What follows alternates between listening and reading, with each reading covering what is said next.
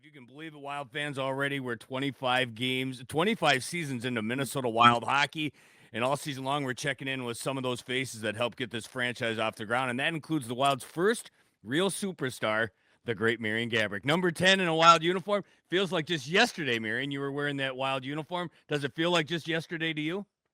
Yeah, I mean it's crazy. It's been 25 years. The time flies. I can just see it on my kids, obviously. But no, it's I'm happy that I can go back and just back to the roots and you know a lot of great memories. I mean, I really loved my time in Mini.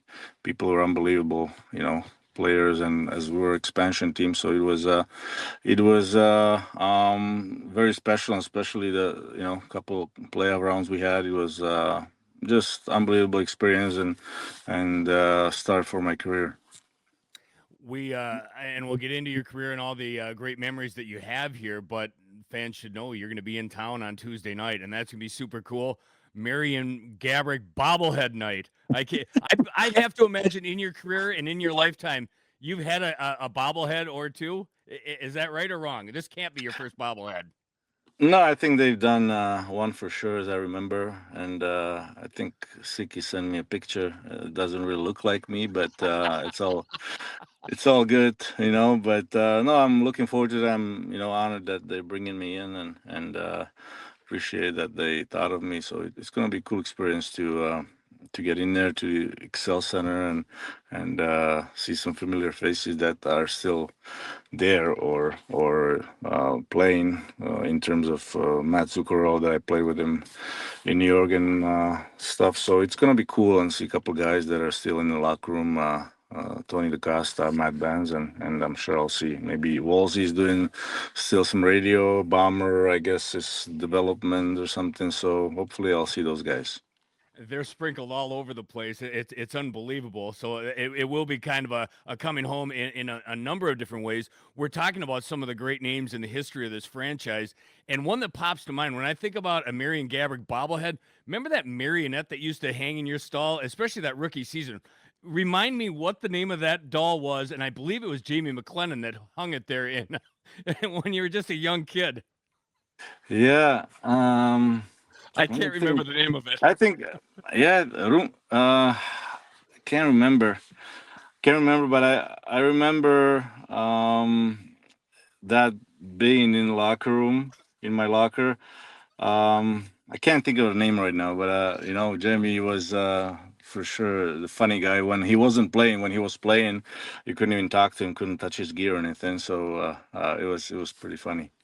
I'll have to reach out to Noodles and get the backstory on the marionette, but it's fun to be able to catch up with some of these names over the course of 25 years of Minnesota Wild hockey, and especially the guys that were there in that inaugural season. Guys like you, Jamie McLennan. I just talked to Cam Stewart within the last week as well, and I mean now he played one season in Minnesota, but you talk about memories. He only played 50 games that year, Marion, but he has incredible memories of what it was like to be on that inaugural team. You came in a different spot. He was at the end of his career. You were just at the start. But what was it like planting those seeds back in the year 2000, getting this franchise off the ground?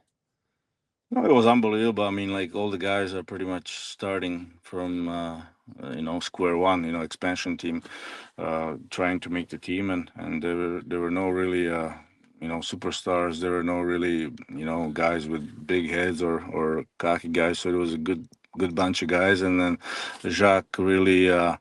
Had the team going the right direction. I had to adjust. I remember him telling me that you gotta learn how to play a little defense. You can't be just hanging around the red line. But no, it was awesome, and the fans were unbelievable, sold out every night, and what Jacques made from us was pretty spectacular.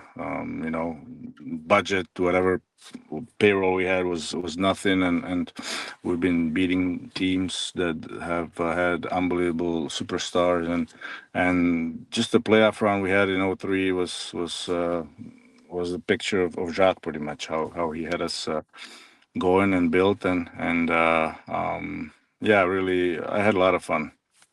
We had the inaugural coaching staff and Doug Risebrough here for opening night, in fact, just a couple of weeks ago. And he talked about how it was working with you in the beginning. So I'm curious to know your standpoint in working with Jacques Lemaire, a guy that obviously has a great mind for the game, especially defensively. And you come in as this young flash in the pan 18-year-old who's thinking offense. How hard was it for you two to mesh your styles to create, what I think carried with you the rest of your career? I don't think it was hard. I think I was young. I needed to adjust, and I wanted to adjust. I didn't. I tried to listen and try to learn, and obviously I had hiccups along the way, but it was he got me really prepared for down the road, playing the right way. And yeah, I think when people ask me, or when somebody asks me who's the best coach I've ever had, and I keep saying Jacques, because he just knew the game so much in terms of out coaching the other coach when it was we're down 3-2 or up 3-2 late in the period, and there was not really a video stuff going on. There were no iPads on the bench, and no live. You wouldn't be able to look at the shifts on the bench like nowadays. But he just knew how to outcoach the other team, and he has done it so many times. I remember we have won so many one goal games that it was unbelievable. So yeah, Jacques. If it wasn't for Jacques, I don't think not just me, but like a lot of other guys would not have had long careers like they did. Yeah, a lot of you guys say those exact same things. Jacques Lemaire, 8 Stanley Cups as a player, 3 more in a front office role, and he's been incredible. Another guy that's pretty incredible, Marian Gaborik, 1,000 games in the National Hockey League, 1,035 to be exact.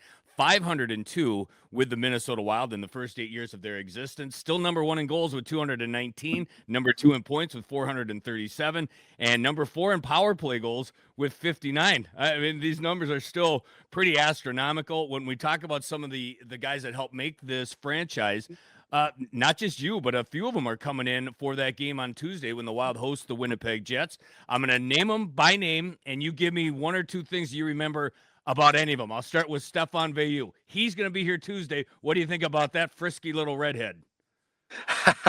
Well, he was the funniest guy. I mean, he was just a lot of all about energy. We always laughed at even in practice. He just comes up energy with his French accent, and yeah, he was the guy that he had.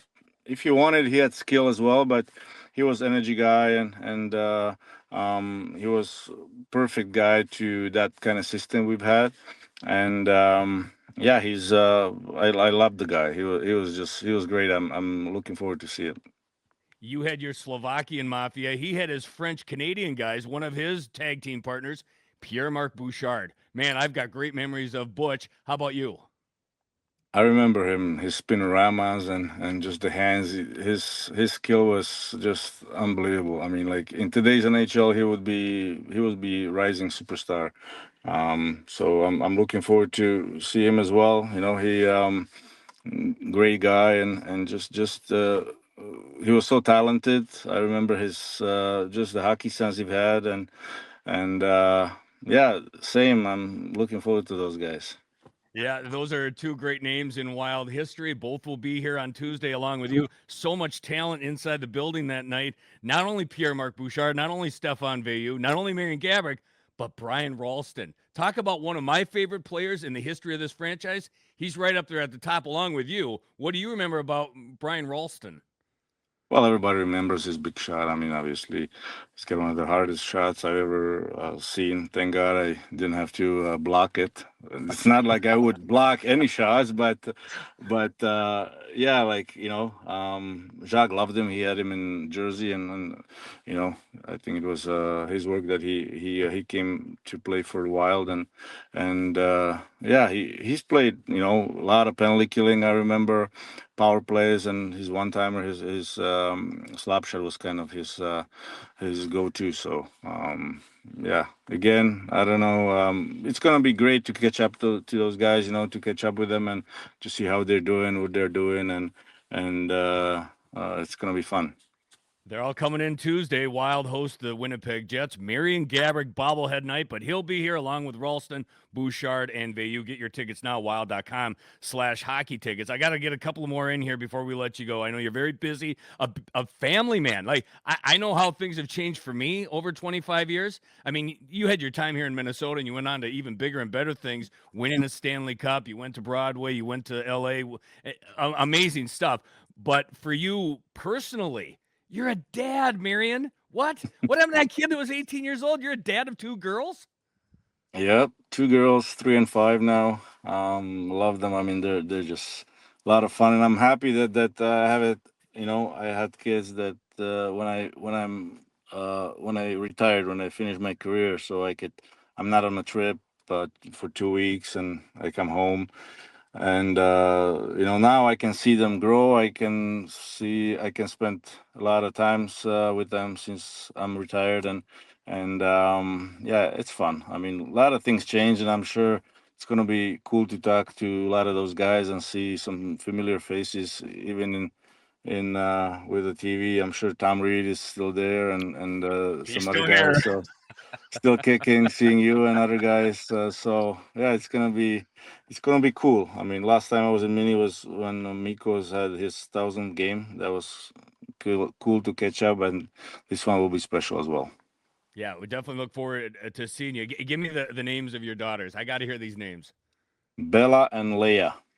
Oh, just beautiful, Marian. Congratulations. That's so great to see that you're a dad. And thanks to social media, I feel like I'm halfway living your life. You guys are everywhere and you're very flamboyant on the social media. You were flamboyant as particular night during your career here in Minnesota. When we talk about some of the highlights in wild hockey, the first game, that run in 2003, but that night you had against the New York Rangers back in 2007, that's still a night that lives in infamy. Just one of those nights where really you couldn't do anything wrong.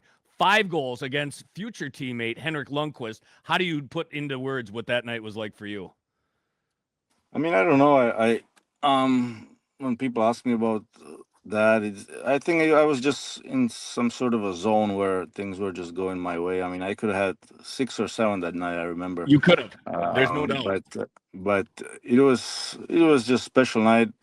I remember it was before Christmas, and right after the game, we went home and didn't even go anywhere to celebrate or party or whatever. But went home and just sat down, and I was just kind of try to take it all in, and thinking that I was just in some sort of a zone, that things were just going my way, the way that I scored a couple goals out of the air, and I think the hockey gods were just on my side, and yeah, it was special night, and I got to give it to Henrik a few times after that, and I mean, he was I've had good scoring touch against him, even after that against Sweden when we played national team.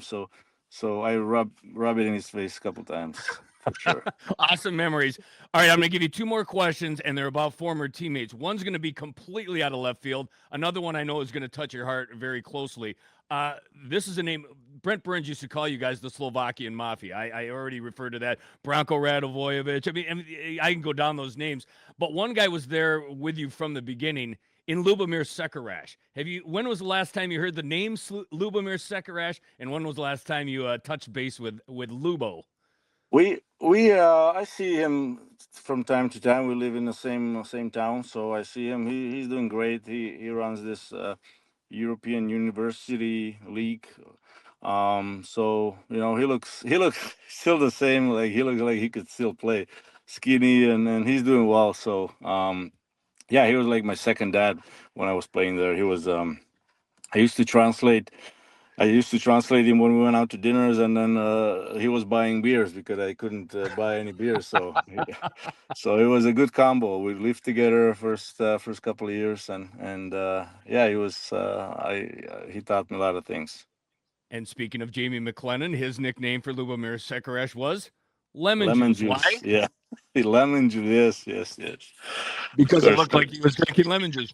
So Yeah, that's there is another one that he called him, but I don't think I would be able to say that no, don't do that. out on the air.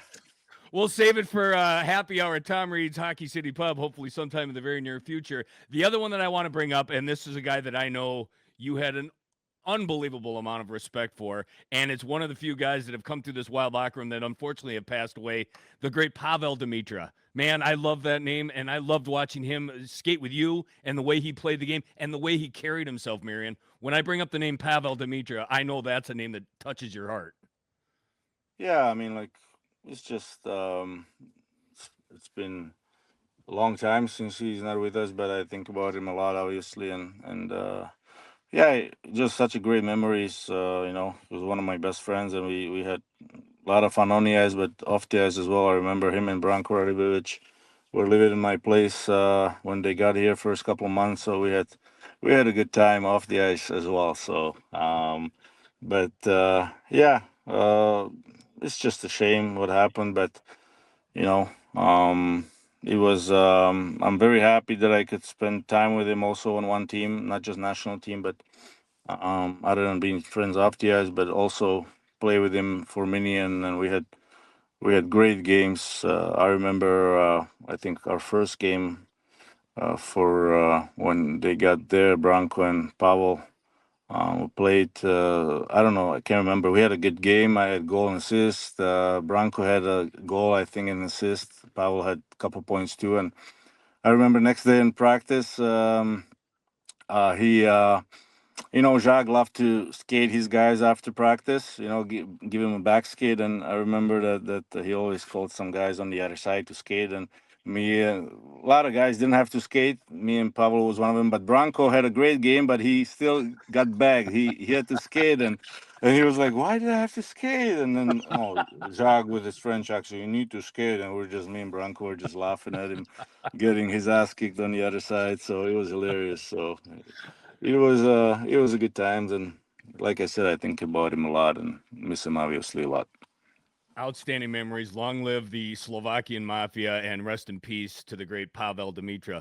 Marian, can't thank you enough for your time. Can't wait to see you on Tuesday in St. Paul when the Wild host the Jets. I can't wait to hold one of those Marian Gaborik bobblehead dolls in my hand. I hope you get to take 2 or 3 home for those beautiful daughters of yours. But look forward to seeing you Tuesday, man. Travel safe, and thanks for doing this. All right, thanks for having me. See you soon. You're a good man, big boy. Go pack that suitcase. Go hug those Yeah. daughters.